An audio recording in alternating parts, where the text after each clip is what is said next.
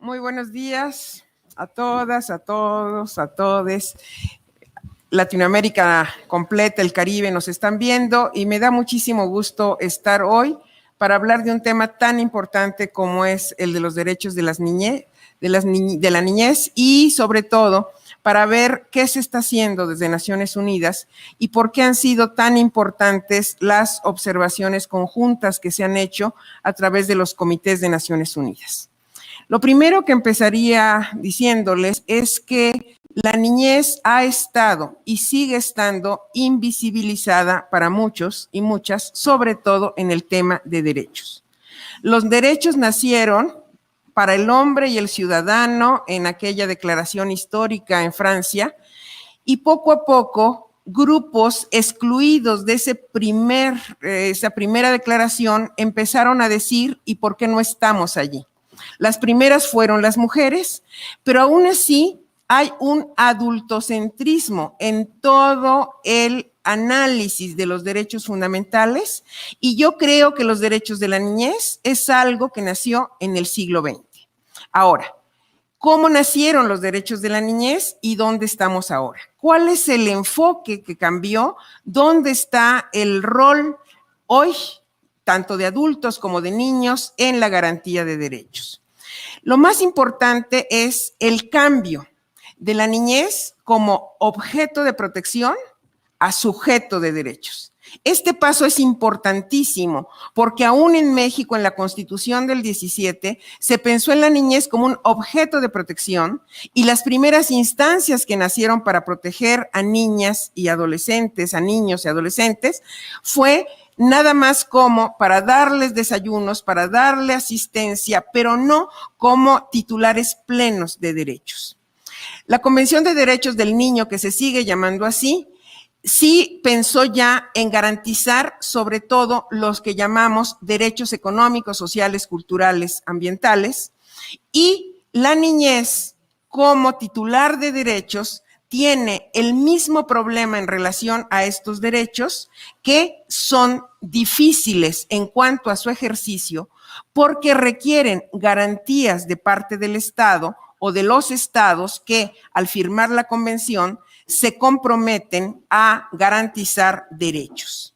Ahora, los comités de Naciones Unidas y las agencias de Naciones Unidas están pensadas por materia, salud, educación, medio ambiente y hay también comités que están pensados en función de personas.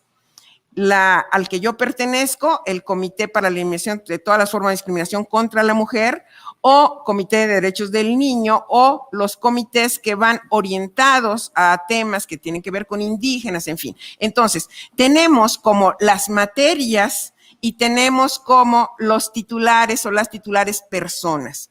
Lo interesante cuando se hacen observaciones conjuntas es cuando empiezas a mezclar los dos tipos de convenios que les dije, materias y personas para ir garantizando y sobre todo potencializando derechos. Porque les decía, en esta forma de ver solo a los adultos y dejar invisibilizada a la niñez, cada uno de los temas va a requerir un enfoque diferenciado. Es diferente la salud en términos generales a la salud de las y los adolescentes, la salud de los niños, la salud en la primera infancia o la educación en términos generales, que aunque está más orientada hacia la niñez, es muy importante ir viendo las diferencias por estatus. Ahora, hay temas fundamentales en donde, por ejemplo, la migración, y esto tiene que ver con una observación conjunta, de nuevo ve cómo migran los adultos y qué pasa con los adultos migrantes, pero no necesariamente el enfoque, qué pasa con esos niños que son parte de las caravanas, que a veces viajan no acompañados o a veces quedan separados de sus padres o sus madres y la idea es cómo garantizas plenamente esos derechos y cómo, a pesar del estatus migratorio, cómo sigues garantizando todos los derechos fundamentales de la niñez, particularmente la vida, la integridad corporal, la salud, pero también la educación y sobre todo lo que se está buscando en estas observaciones conjuntas es que el interés superior del niño quede garantizado. Y aquí voy a pasar a un tema que es fundamental, que es el tema del acceso a la justicia.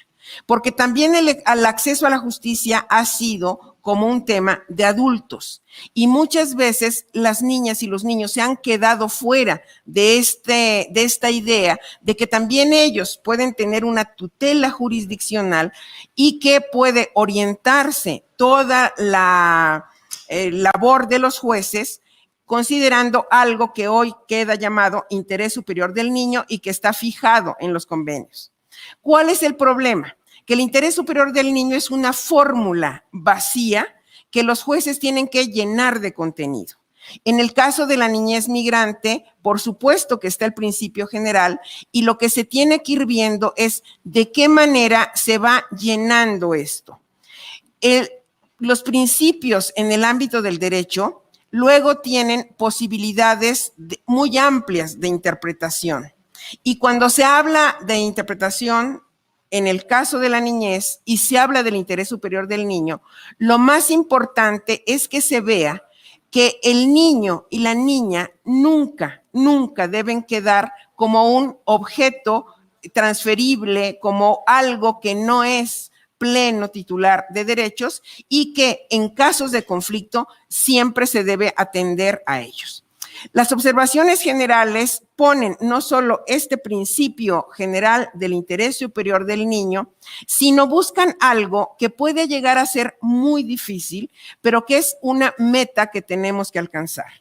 Me refiero a una atención personalizada y a que procuremos ver no solo en términos generales la niñez en abstracto, sino en los casos particulares que hay que atender, cómo cada instancia de gobierno, a través de sus políticas públicas, puede ir haciendo enfoques diferenciados. Claro, no es lo mismo cuando nosotros hablamos de decenas de niños migrantes, de centenas de niños migrantes, a cuando pueden darse individualidades. Ustedes saben que hemos llegado a violaciones gravísimas a los derechos humanos en estas imágenes que yo creo que todos y todas vimos, de jaulas en donde mantenían a los niños, y en el caso de América Latina, la migración hoy ha sido un tema que se está dando todavía en mayor medida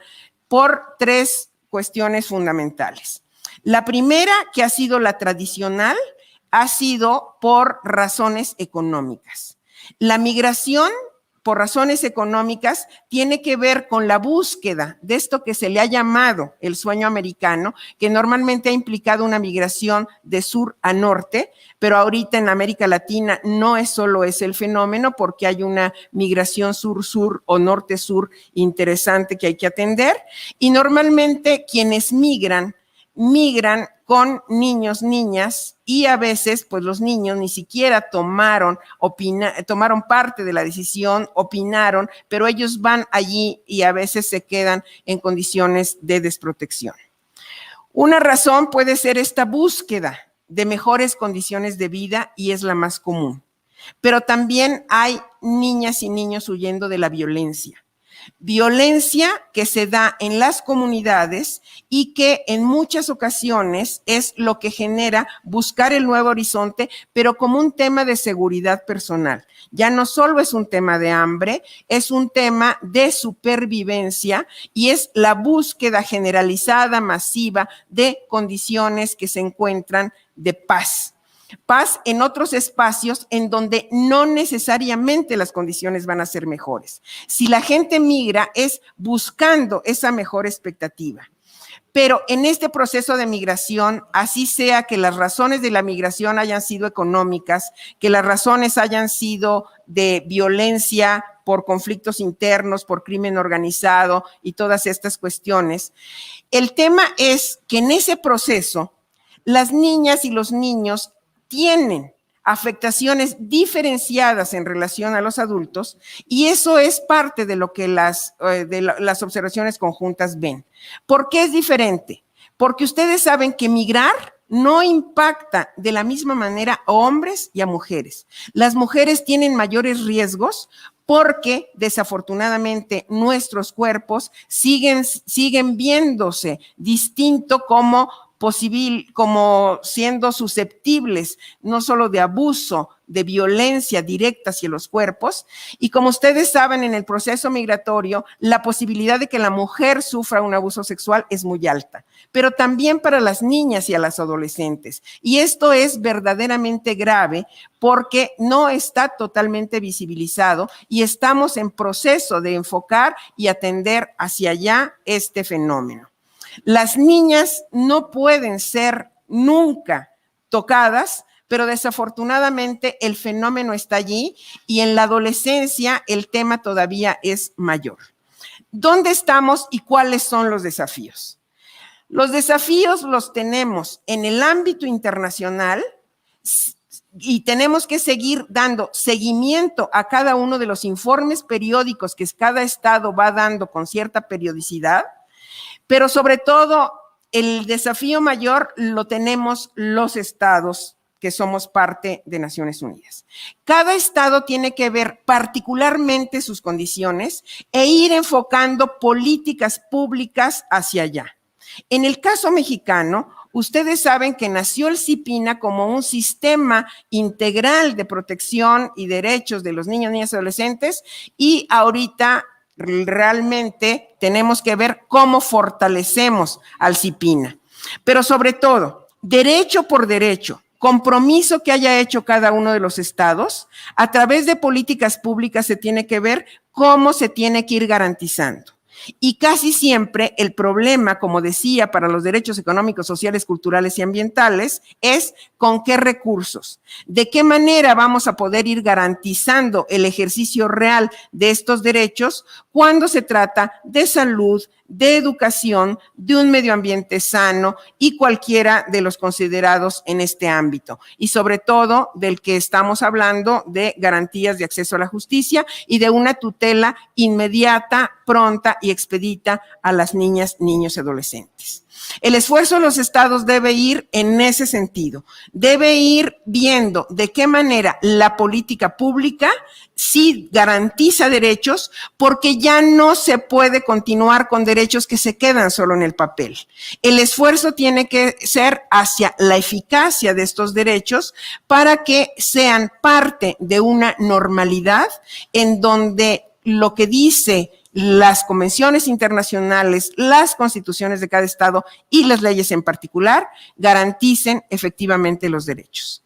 Les agradezco muchísimo su atención, me da muchísimo gusto que se organicen este tipo de foros y qué bueno que se dieron estas complicidades para estar aquí este día. Muchísimas gracias. 1, 2, 3. Wow.